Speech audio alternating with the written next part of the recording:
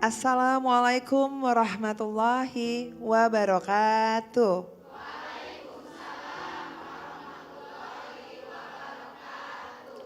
Selamat datang dalam program Kajian Hati bersama Ustadz Hilman Fauzi dan saya Fayrus Arafik yang akan menemani para jamaah yang ada di Masjid As-Sofia Bogor dan pemirsa yang ada di rumah.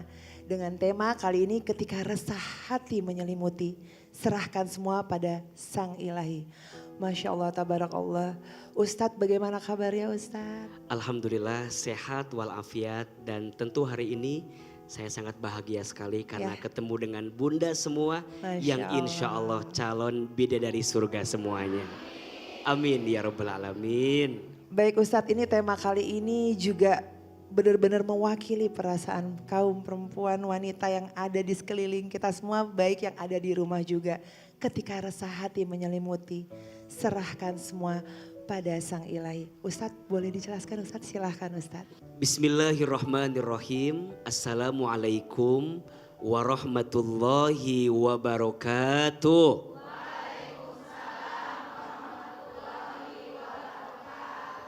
Bunda, setiap di antara kita pernah merasakan resah gelisah dalam hidupnya. Resah gelisah itu sesuatu yang wajar kita miliki sebagai manusia.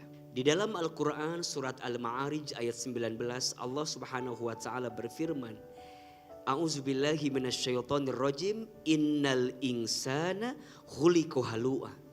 Sesungguhnya manusia itu diciptakan oleh Allah dengan keluh kesah. Jadi manusia itu mengeluh wajar. Manusia itu gelisah wajar. Yang tidak boleh dan tidak wajar saat kita berlebihan dalam kegelisahan. Betul? Apa biasanya yang membuat orang resah gelisah? Biasanya yang membuat orang resah gelisah karena harapan yang tidak berbanding lurus dengan kenyataan. Sekarang pertanyaannya, kalau bunda sedang resah gelisah, kemanakah bunda membawa hati ini? Sayangnya kita ini kalau resah gelisah, healingnya bukan ke Allah. Baliknya bukan ke Allah, malah baliknya kepada manusia. Padahal sumber masalah utama itu siapa? Manusia. Dan biasanya bunda sayang, pemirsa Trans TV, kita itu akan diuji dengan ujian yang paling berat. Biasanya dari orang yang paling dekat dan paling melekat dalam hati kita. Kenapa Ustadz? Allah ingin saat manusia resah gelisah, yang dia cari adalah Allah subhanahu wa ta'ala. Jadikan doa sebagai kekuatanmu. Jadikan amal soleh sebagai perisai yang menjaga dirimu. Doa itu tidak lantas membuatmu tidak punya masalah. Tapi setidaknya doa itu bisa membuat hatimu lebih tenang ketika menghadapi masalah. Mudah-mudahan setiap resah dan gelisah kita Allah basuh dengan kebaikannya. Dan Allah gantikan semua yang pernah menyakiti kita dengan kebahagiaan dalam kehidupan kita. Amin ya rabbal alamin. Jangan gelisah lagi, jangan resah lagi, karena terlalu sayang hidupmu jika dihabiskan dengan keresahan dan kegelisahan dalam hidupmu. Kajian hati. Bunda. Ada yang mau nanya enggak nih? Ada Kak Laila yang mana? Oke, Mbak Laila silakan. Ya silakan. Assalamualaikum warahmatullahi wabarakatuh. Waalaikumsalam warahmatullahi wabarakatuh. Perkenalkan, nama saya Laila.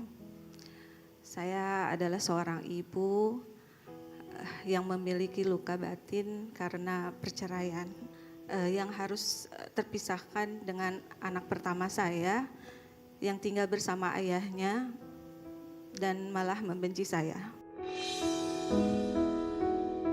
Pernikahan saya kurang lebih sekitar 20 tahun. Dan sudah 2 tahun ini saya memutuskan untuk berpisah dan pindah ke rumah orang tua. Lalu untuk alasan perceraiannya sendiri, karena 2 tahun yang lalu itu saya mengetahui beliau berselingkuh dan saya melihat video tidak senonoh dengan perempuan lain. Ada juga KDRT yang saya alami dan juga saya sudah mendapatkan 3 talak selama pernikahan ini dalam waktu yang berbeda Ustadz. Untuk proses perceraiannya sudah mengajukan 3 kali gugatan. Saat itu saya sempat untuk mencabut gugatan karena memberikan kesempatan untuk berubah gitu. Tapi ternyata tidak ada perubahan. Akhirnya saya lanjutkan dan saat ini sudah di tahap banding. Yang saya resahkan adalah anak yang pertama ini tinggal bersama ayahnya. Ini semakin hari semakin membenci saya Ustadz. Bahkan saya kesulitan untuk berkomunikasi. Sekalipun saya bisa berkomunikasi, dijawab WA saya gitu ya. Balasannya adalah makian, kata-kata yang kasar. Anak yang saya sangat sayangi ini, bahkan saya waktu itu jadi teringat, saya menunggu anak pertama saya ini sampai 5 tahun. Namun anak ini sekarang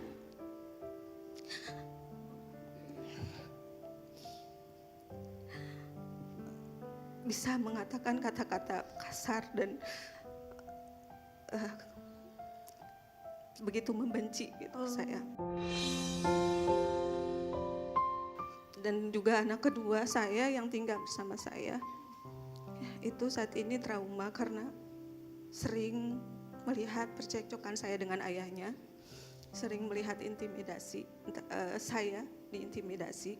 Sehingga anak saya yang kedua sampai saat ini menolak untuk bertemu dengan ayahnya. Jadi yang saya ingin tanyakan di sini, bagaimana hukumnya gitu. Sementara saya sudah secara agama ini talak 3 ya, sudah 3 kali talak. Tapi secara hukum negara masih dalam proses gitu. Yang kedua, apa yang harus saya lakukan kepada anak saya? Yang pertama, bagaimana menjelaskannya atau bagaimana sikap saya gitu terhadap anak yang pertama. Yang ketiga, untuk anak yang ketiga juga yang membawa trauma ini, bagaimana sikap saya dan harus seperti apa gitu Ustadz. Itu aja, terima kasih. Assalamualaikum warahmatullahi wabarakatuh. Waalaikumsalam warahmatullahi wabarakatuh. Baik, Bunda sayang dan seluruh pemirsa Trans TV yang dirahmati Allah. Ikatan pernikahan itu bisa dilepas dengan 2 cara. 1, dengan ucapan cerai atau talak atau yang semakna dari suaminya. Apalagi mohon maaf sudah keluar talak 3 dan sudah masuk pada batas terakhir daripada seorang suami melepas seorang istrinya. Dan yang kedua, bisa dilepas ketika hakim menjatuhkan keputusannya terkait dengan cerai atas dasar aduan istrinya. Maka sekarang tinggal nunggu hasil aja dari pihak yang berwenang terkait dengan keputusan ini. Karena secara tidak langsung ketika mengucapkan kalimat saya talak kamu misalnya, atau disebutkan saya pisahkan kamu, saya ceraikan kamu, berarti itu sudah masuk daripada kategori bisa lepasnya pernikahan. Maka dalam Islam hati-hati dengan kalimat pisah. Bahkan dalam keadaan marah, dalam keadaan tidak sadar, itu hati-hati.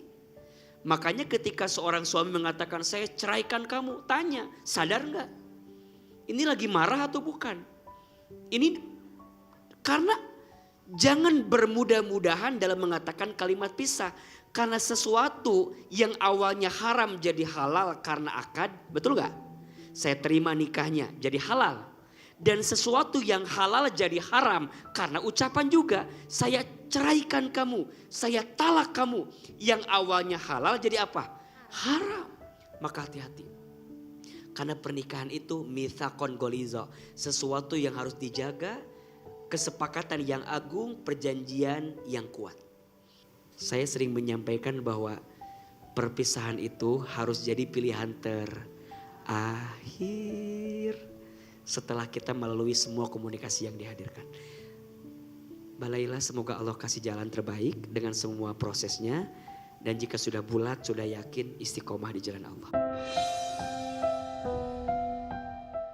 Yang kedua, untuk anak doakan. Hanya doa yang bisa menjaga anak kita. Mata kita hanya ada dua, kita gak bisa ngelihat anak 24 jam. Tangan kita hanya dua, kita gak bisa meluk anak selama 24 jam. Apalagi sekarang anak dipisahkan. Maka pada akhirnya doalah yang bisa menguatkan. Hasbunallah wa ni'mal wakil, ni'mal maula wa ni'man nasir. Mungkin kita doakan untuk Mbak Laila dan semua ibu yang dipisahkan dari anak. Semoga dengan doa dari AA ini, insya Allah menguatkan dan melembutkan hati kita semua. Allahumma sholli ala sayyidina Muhammadin sallallahu alaihi wasallam. Ya Allah, Ya Rahman Ya Rahim. Duhai Allah yang maha pengasih lagi maha penyayang. Ya Allah, melalui doa kami hari ini, lembutkan hatinya untuk menerima semua takdir-Mu. Kuatkan hati dan tubuhnya untuk melewati semua takdir yang Kau tentukan kepadanya. Kami serahkan kepadamu ya Allah. Dan kuatkan kami untuk mendapatkan petunjuk dalam setiap masalah kami. Hasbunallah wa ni'mal wakil, ni'mal maula wa ni'man nasir. Ya Allah, hanya kepadamulah kami berserah. Dan hanya kepadamulah kami meminta pertolongan. Amin ya rabbal alamin. Bulan puasa itu satu malam dia nginep ke rumah. Waktu itu mau bantu adiknya untuk buat beli PC gitu. Tapi habis itu sempat buka puasa dan sahur. Habis itu besoknya pulang lagi. Dan sampai sekarang Lebaran pun nggak ketemu gitu. Belum ketemu sampai sekarang ini. Belum ada komunikasi. Saya terus coba telepon, coba WA juga gitu ya. Ngucapin juga, terus bilang kapan ke rumah, Bunda tunggu gitu. Tapi nggak jawab. Terus jawabannya terakhir malah ya itu kata-katanya tetap bilang nggak usah lah atur-atur gitu, nggak usah ngatur segala macam lah. Lebih lega sih ya, lebih plong gitu. Keresahannya terjawab, mendapatkan sudut pandang baru gitu ya dari tausiahnya AA gitu, dan apalagi ditambah didoakan dengan banyak jamaah gitu. Masya Allah, alhamdulillah gitu ya. Seneng banget gitu. Siapa lagi nih yang mau nanya? Silahkan. Ayo, ada lagi jamaah? Ada Mbak Deta, silakan. Oh, ya, silakan. Assalamualaikum warahmatullahi wabarakatuh. Waalaikumsalam warahmatullahi wabarakatuh. Perkenalkan, nama saya Deta, Ustaz. Izin bertanya, sekarang ini kan saya sedang di fase menyembuhkan hati. Karena akhir tahun kemarin itu saya sudah bertunangan dengan calon saya. Tapi qadarullah di bulan Februari kemarin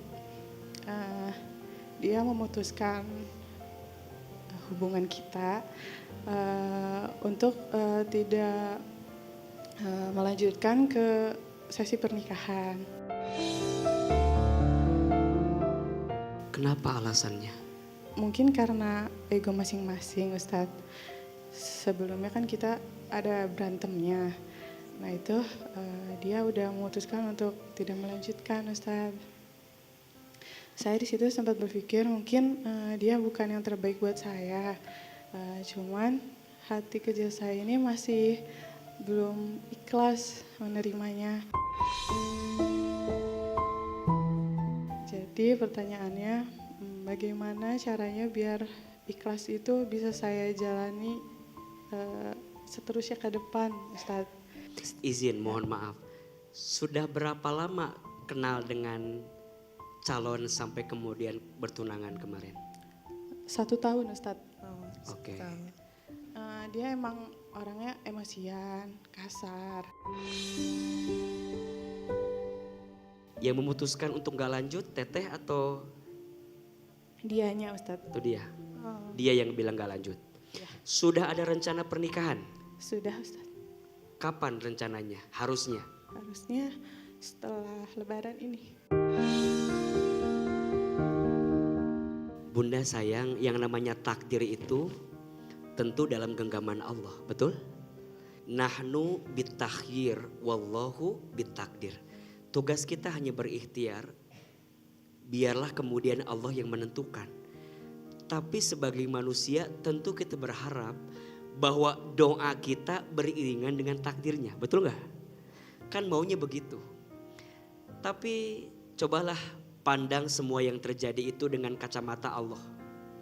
Dengan kebaikan Allah. Maka nanti Bunda belajar ya, ada 3 surat dalam Al-Quran yang selalu menguatkan AA untuk belajar menerima takdir. 1 surat Al-Baqarah ayat 216. A'udzubillahi minasyaitonirrajim wa asa an takrahu syai'an wa huwa khairul lakum wa asa an tuhibbu syai'an wa huwa syarrul lakum wallahu ya'lamu wa antum la ta'lamun. Dan boleh jadi kamu membenci sesuatu padahal itu baik bagimu. Dan boleh jadi kamu menyukai sesuatu padahal itu buruk bagimu. Allah Maha tahu sedangkan kamu tidak tahu. Jadi yakin semua yang terjadi itu yang terbaik. 2. Surat Al-Baqarah ayat 286. La yukallifullahu nafsan illa wus'aha. Allah tidak akan mungkin memberikan beban kepada manusia melebihi batas kemampuannya. Berarti kenapa Allah tidak menakdirkan kita dengan apa yang kita minta? Karena Allah tahu ada sesuatu yang tidak baik untukmu. Dan yang ketiga, surat Al-Insyirah ayat 5 dan 6. Fa inna ma'al usri yusra. Inna ma'al usri yusra. Maka sesungguhnya bersama kesulitan itu ada apa? Ada kemudahan. Sesungguhnya bersama kesulitan itu ada apa? Kemudahan. Maka teteh belajar memahami 3 ayat itu. Memang untuk belajar ridho ikhlas itu butuh waktu. Trauma gak untuk ketemu dengan laki-laki yang baru? Untuk saat ini ada, Ustadz. Ada. Ya. Oke. Apa hikmah yang teteh bisa dapat dari semua kejadian kemarin? Jangan menggantungkan harapan kepada manusia, Ustadz. Itu kecewanya luar biasa. Jadi kalau harus dengan memutuskan kontak, tidak lagi tahu tentang dia, mungkin itu cara terbaik untuk melepas semuanya. Karena biasanya orang susah untuk menerima yang baru karena di hatinya masih ada orang yang lama yang dia simpan selama ini. Ya enggak? Betul Ustaz. Jadi setuju.